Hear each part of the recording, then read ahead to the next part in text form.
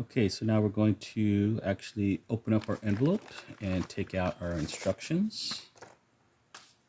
This is what we have right here. And we're going to open it up.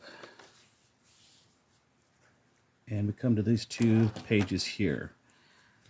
This is what is commonly referred to as the flats. And these are each of the pieces over here laid out according to how the pattern is going to be in the finished garment. And it lays out each piece in the pattern. You see up here it says there are 15 pieces altogether. It lays down each of the pieces here. They're numbered according to what they are. So this number 1 is our front part. Number 2 is our lapel. Number 3 is the back, and then so on and so on.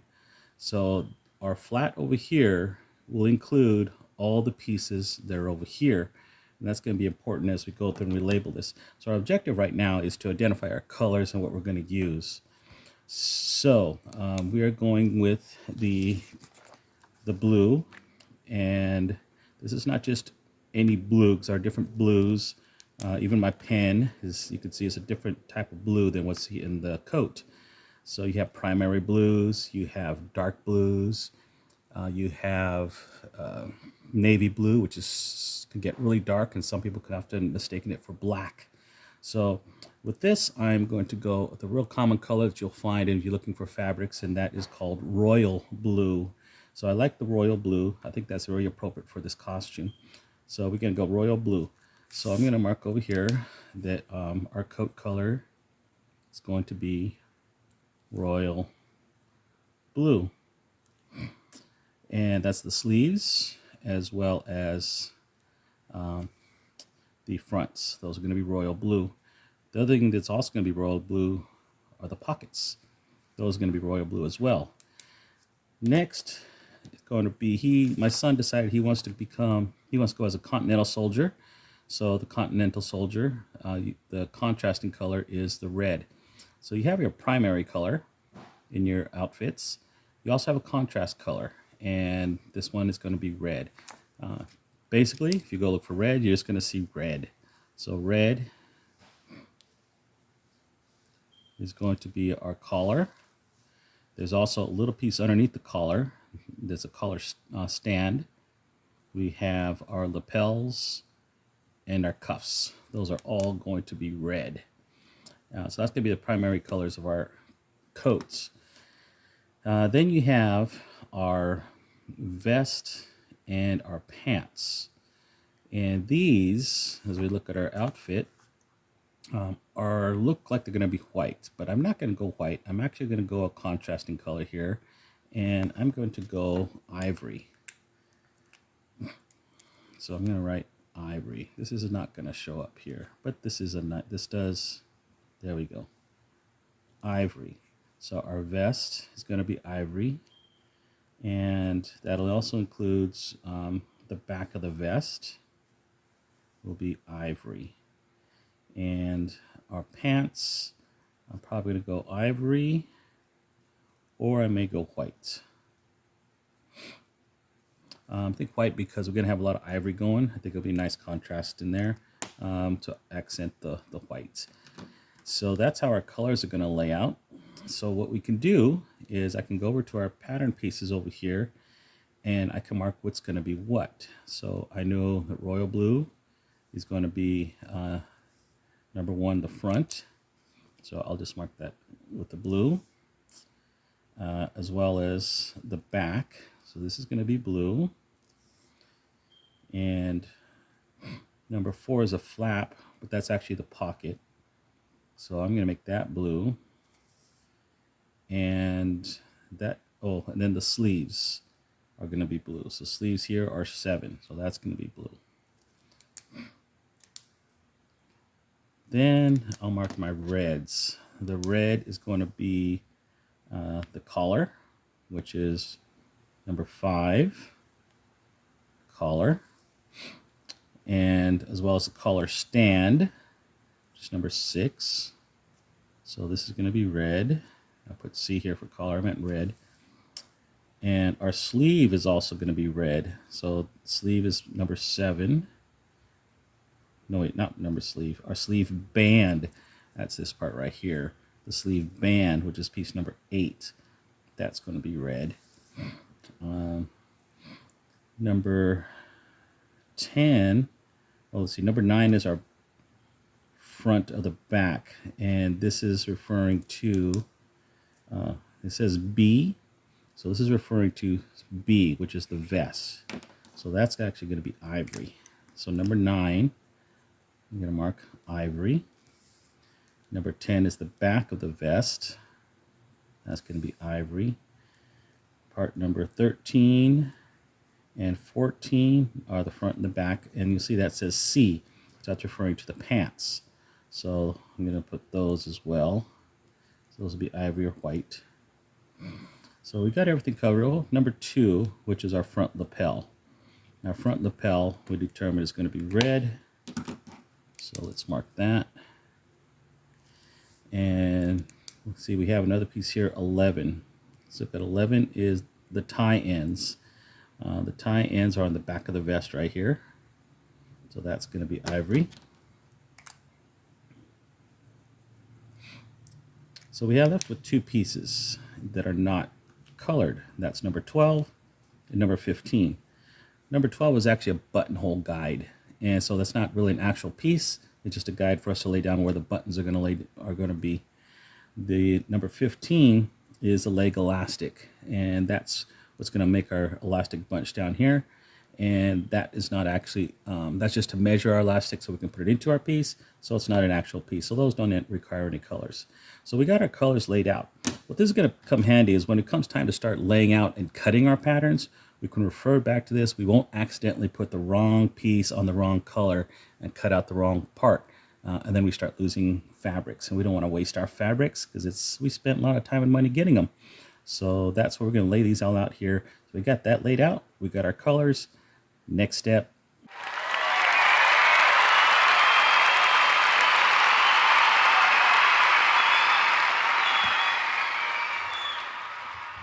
Okay, so we have our colors selected. Now it's time to determine our fabrics. So we're going to look at the back of our package, and it has at the top, it'll say fabrics, and it has some suggestions. So we have for A, which is going to be our coat, they're recommending gabardine, suitings, twill, velvet, wool. So these are different types of materials you can use, and they're recommending. I'm not going to use wools or velvets. They're too expensive for this project. Suitings are what you would use for a suit. That's why they call it suitings. Not really what we're after for here. And so I'm going to go, that leaves us with a twill or a gabardine. And I'm going to go with a gabardine on this one. The typical characteristic of gabardine is because of the way that it's woven, it has a characteristic diagonal to it. And that's going to look good right here on the back. The diagonal's going this way, diagonal's going this way. They're not very pronounced, but it's going to look really, really sharp on the back with these diagonals going right into the seam along the back. It's going to look really, really cool. So I'm going to go with that gabardine on this. So I'm going to go gabardine on the fabric on the top, on the coat. And also recommending you can also go brocade or damask or satin. Really expensive materials, not appropriate for this project. B, you have our cotton types. B is our vest. So they're suggesting cottons, linens, or twill. You're probably familiar with linens. Most sheets are linens, so you can go with that. I'm going to go with a twill. I think the weave is going to nice contrast or complement rather to our gabardine. I'm going to go twill on this. And then we have our lining. And all it says there is just lining fabric. So what does that mean? Well, the lining is what's going to go on the inside of our coat. It has it on the inside of the coat as well as the inside of the vest. And if you've purchased a coat, you've probably seen some that really smooth, soft material on the inside. That is so that way when you put on your coat, it'll slide over whatever materials you're wearing. So if you're wearing cotton, the smooth silk or whatever you're going to use will slide nicely over the cotton. If I use cotton on a lining, the cotton against the cotton or linen of my shirt It's going to rub against that. You're going to struggle as you try to get the arms into your coat. Not very comfortable. So it needs to be something that's smooth and silky. We could go silk, but that's going to be expensive. So rayon is another good option. But really the cheapest option to go and really easy to get is polyester. So I'm going to be going polyester on this one. It doesn't have to last long. And so polyester is going to be a really good choice. And so I'm going to go polyester, and I'm going to make it white. That was not on our original list over here. So it's something we're adding here now. Okay, so going gabardine on our coats, and the contrast also is going to be gabardine. My ivory twill is going to be on the vest. I'm going to go polyester white on the linings. And so that leaves just to make up a list. Now last thing here really is the lining. Lining is the interfacing. So interfacing is a material that's going to go on the inside of on the wrong side of our fabrics. It won't be visible. It's going to end up on the inside of our coat and on the inside of our vests. This will not be visible. A lot of your materials in your clothes actually have this. This is all it is, and there's different versions. This is an iron-on one side of it. You'll feel some bumps. Those are the adhesives. And the other side, it's smooth, and this will iron onto the inside of our fabrics. This particular one is Pelon, and it's P44F. I use this a lot. I use so much of this, I just buy it by the bolt. I use it on my quilts. I use it on my t-shirt memory quilts. I use it on my face masks. So I just buy this by the bolt. And one time I came across a closeout sale of a store that was going out of business, and they had it marked at $1 a yard, and I just picked up a bolt of it. And I started buying bolts ever since then. You'll get a discount if you do buy a bolt. And so that's the interfacing. Okay, so now we got our material types. We got gabardine and twill and polyester and our interfacing. Now it's time to calculate our quantities, and let's do that next.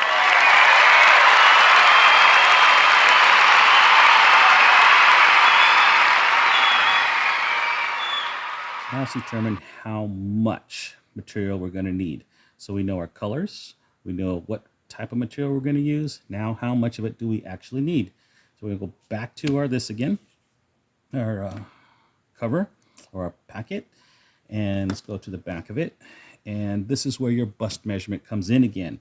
So hopefully you kept that. Remember, we did that way back in step 2. And we're going to look at here at our coat. And my son, we're going with a 42. We go down and we'll actually see 2 measurements. We'll see 45 inch and 60 inches. So what does that mean?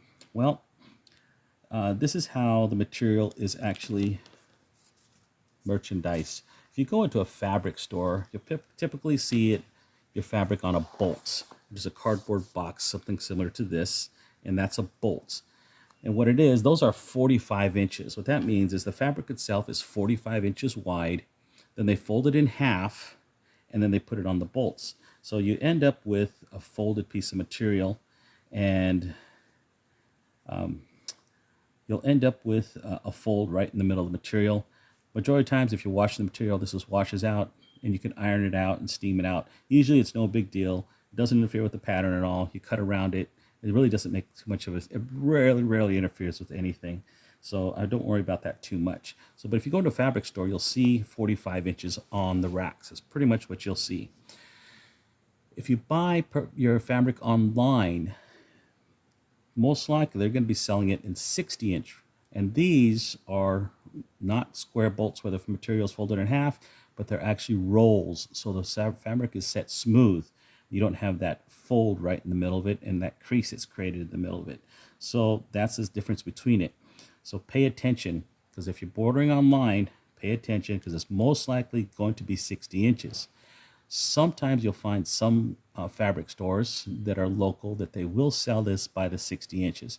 They're pretty rare, and they usually have variety of really exotic materials that you won't see in a regular fabric store.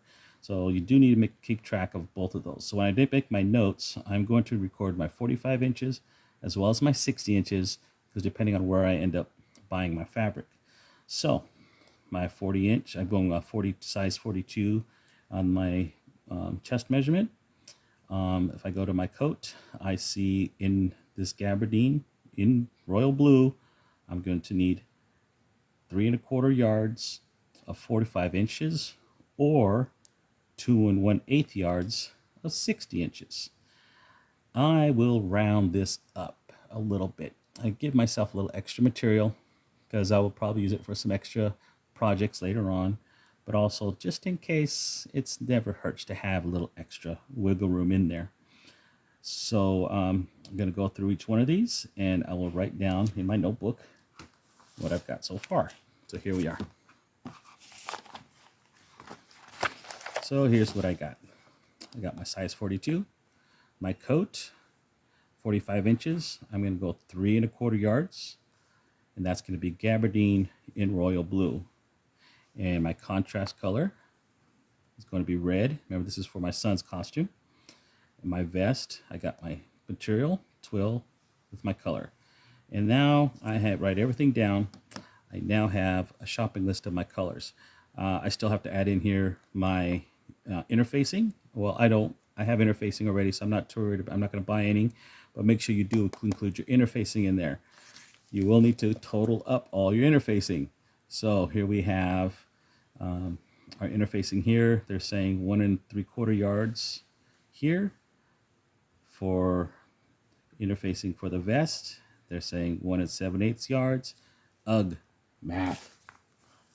So what I recommend you do, just round it up to the nearest yard. You can't have too much of this stuff on hand. So instead of 1 3/4 yards, just make it 2. Instead of 1 7/8 yards, just make it 2. Buy 4 yards of interfacing. Get plenty. You'll use it for other projects, and it makes it easy to do the math.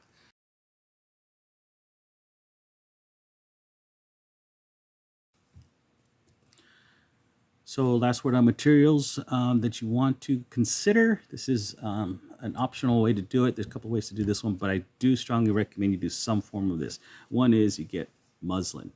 Muslin is just a really inexpensive material, usually made of cotton, and it's just comes in a regular natural finish. They no dyes. You can also get it bleached where it's white. It really doesn't make a difference. It's really not important, the color. The purpose of muslin is to make a mock-up of your pattern before you actually cut your material. Strongly recommend you do this. You don't have to use muslin. You can use craft paper. You can usually buy a roll of it and just get a roll and make a copy of the patterns. We'll show you when we get to that part. You can even use the actual patterns themselves. So they're tissue paper, so they'll rip easily, and you're going to put some tape on there if you go that route. If you use the paper route, you can use tape, but you don't have to worry about it tearing so easily. Or you can go muslin. We'll actually sew a mock-up of our pattern together, and so if you get muslin, just get 2 or 3 yards of that, and that should be plenty for the mock-up. We're not going to do everything on it, but get some muslin or some craft paper or paper bags, anything, so you can make a mock-up. So muslin.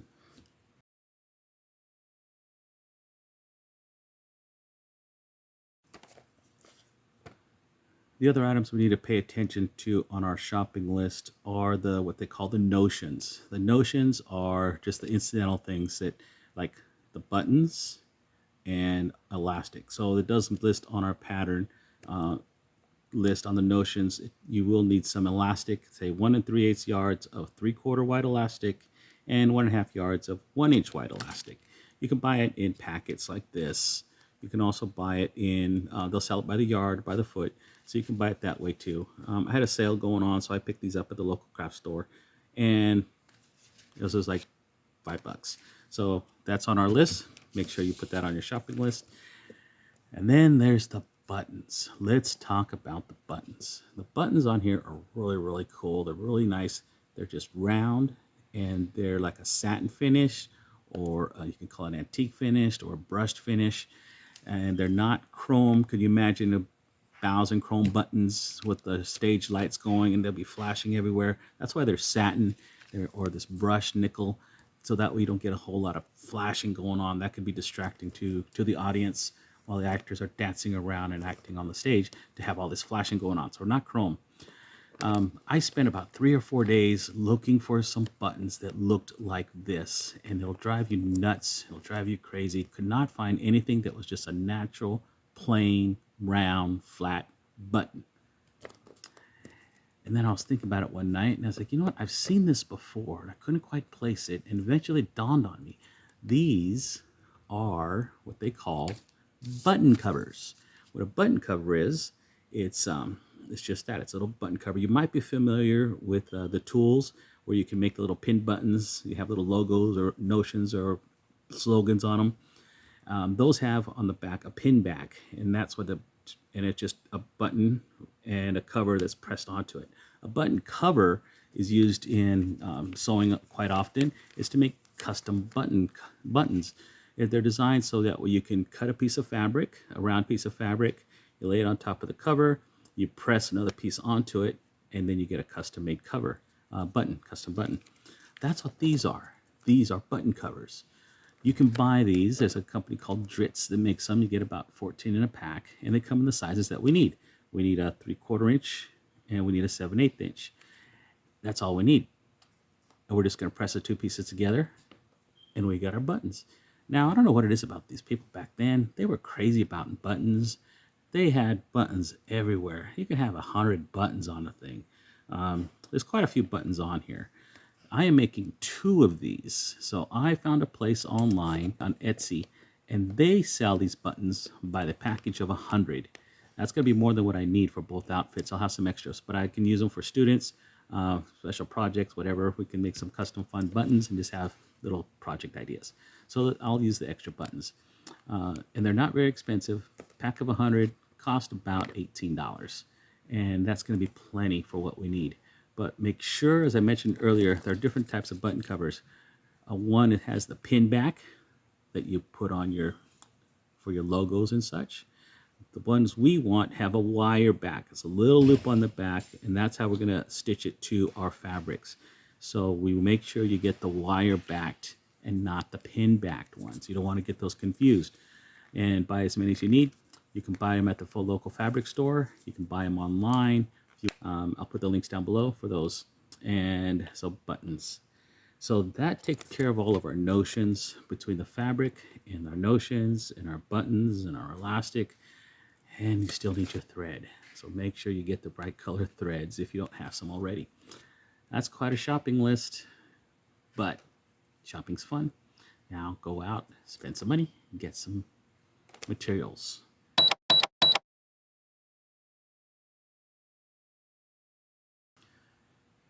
Okay, so far we've done a lot during this video session. So we've determined what our colors are going to be, and we also determined what materials we're going to use. We have calculated how much material we're going to need for each one of those particular items. And now it comes down to actually going out and buying our materials. So how do you do that? Well, I don't have one go-to place for all my materials. I have several places I go to, and it really depends on my project. For this one, I want to go for saving money. So I'm not going to go to my places that I really like to go. Some of the places I buy, they're higher end materials, and they're going to spend a lot of money, but I'm after something that's more quality and long lasting. I'm not going to do that on this project. So I'm going to go, pretty much I'm going to go cheap. I'm going to find whatever I can.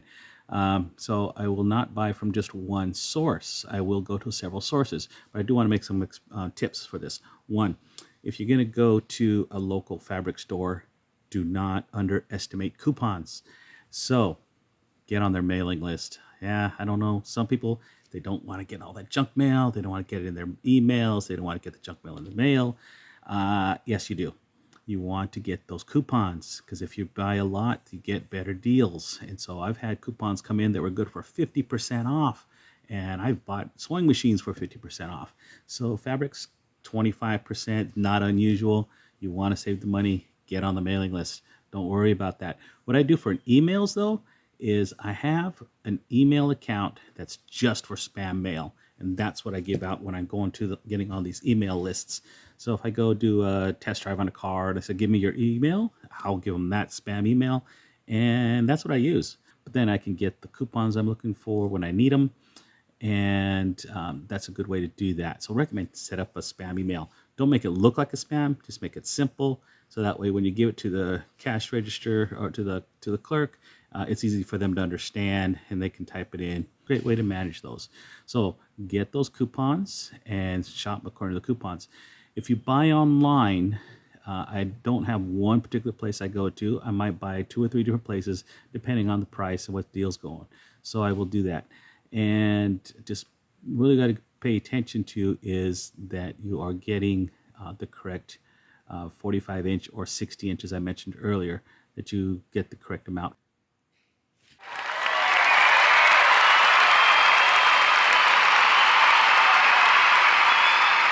Okay, so let's review what we've done here. Today we've done our 4-step. Step number 4 in our list was we determined our color scheme and the fabrics we're going to use. We also, step number 5, which was calculating the amount of material we're going to need and base that on our chest measurement again. And we made up our shopping list. So step number 6 is to go out and buy those materials and order up and get all that materials, get all the fabric and get it coming in so you can get ready for step number 7. I have all that online. I've made my orders and I'm just waiting for the materials to arrive. So until our next video, we will cover step number 7, which is actually preparing our patterns. So until then, thanks for coming by and we will see you in a little bit and let's continue our adventure. Thank you.